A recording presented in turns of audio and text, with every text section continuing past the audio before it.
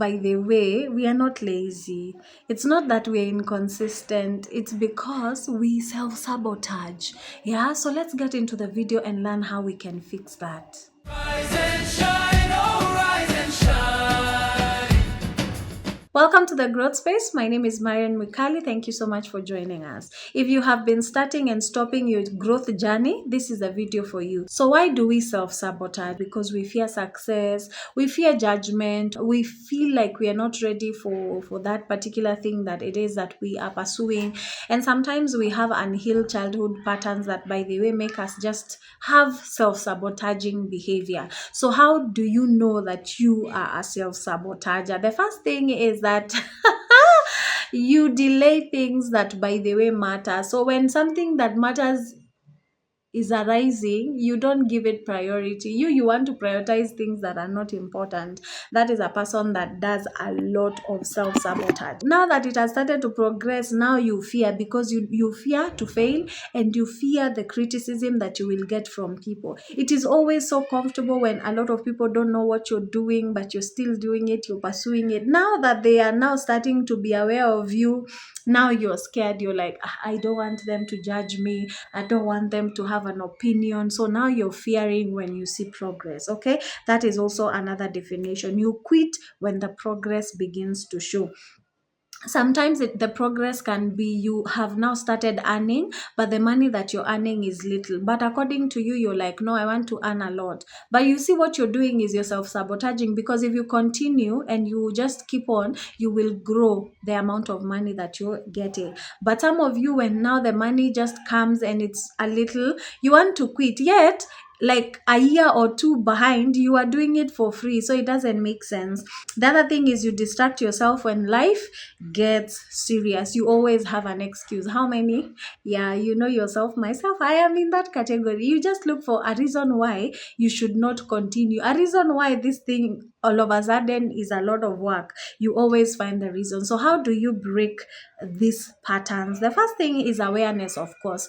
Awareness is very important. How can you be aware? It's just you being self-conscious and being like, you know what, now that I know I self-sabotage, I stop when I see progress. Now that is you identify, and then after you identify, you specifically name the behavior that you have.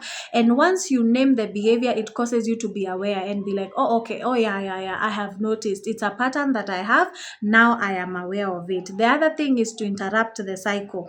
Now that I am aware, this is what I do. For example, if you're the type that quits after 3 weeks of probably trying something, when the third week comes, instead of this time quitting, because now you are aware that you quit, it's now showing up during that third week very intentionally, knowing that by then, I usually quit during this period. If it's not a week for you, it might be even after some few months, or it might be after a year, or whatever time it is, you feel like now it's time to quit. Then now you walk that particular period of time with a lot of consciousness, because you know that by the way, I do this and this is the time I quit. So you become very intentional with that particular timing and show up nonetheless, because that is the time you usually quit.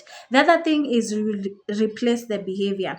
Say I am becoming consistent instead of saying I will be consistent. Say I am becoming more consistent. So change how you are talking. So because the issue is about you becoming quitting on yourself, be telling yourself, identify the action that you want to do with yourself, make it a part of you so that it is easy for you to own it. Sometimes you owe your future self consistency and not perfection. I know a lot of us that are struggling with self-sabotage is because we also want perfection. We want to have everything figured out. If you are someone who is doing content creation like me, you want to have all the equipments, you want to have people who are there doing the behind the scenes. So yours is, I just want to come sit, look pretty, and just do the content. But before that, right, before you get the people, because you don't have that money to probably pay them, you don't have that money to like get a studio probably, or just beautify your space, what can you work with? So it's about you doing, even if the perfection is not there. It's being consistent even when the perfection is not there. Because once you are thinking about perfection, you will miss out on what you are supposed to do, and that can be a challenge for you. So your future and the success that you're looking for is not looking for a perfect person. It's looking for a person who is willing to say, you know what, I am working on myself nonetheless. I am doing what I need to do while I am working towards it. So what will I do? I will now start creating content. What do I have? I have my phone. I have my space. If not my space, I can talk to a friend. If it's a friend's house, how can I compensate them? Are they comfortable with me going, and how frequently do they want me in their space? And then depending on the frequency they want you in their space, then now if you're creating content, like for example once a week, then you go and do mass content creation in their place, so that you also are not too much of a bother every other time you're going to their space, right? If you're going to work with a restaurant as well, as much as you're not able to pay them every other now and then, you can decide you're picking one day that you're going to do mass content creation. If you are the type that self-sabotages, I just want to encourage you that sometimes it's not about perfectionism, it's about you just making sure that you are pouring to yourself, right? Sometimes even as individuals, we tend sometimes not to have enough self-belief because we have not yet seen the success.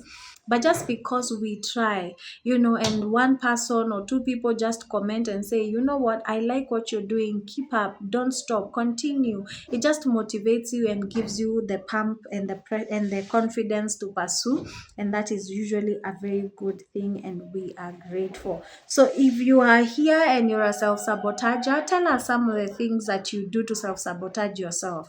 Do you decide that you are now not showing up? Is it a matter of you giving excuses and telling whoever it is that you're working with that now you cannot do it? Is it you looking for excuses now that things look like they're going to get serious? You look for excuses. Oh, I don't have the money to buy the uniform. I don't think, I don't. You have so many excuses. So what is your self-sabotaging? What is your self-sabotaging behavior? Yeah, so let us know, let us learn from one another. And if you are the type that now used to self-sabotage and now you have stopped, what happened to for you to stop?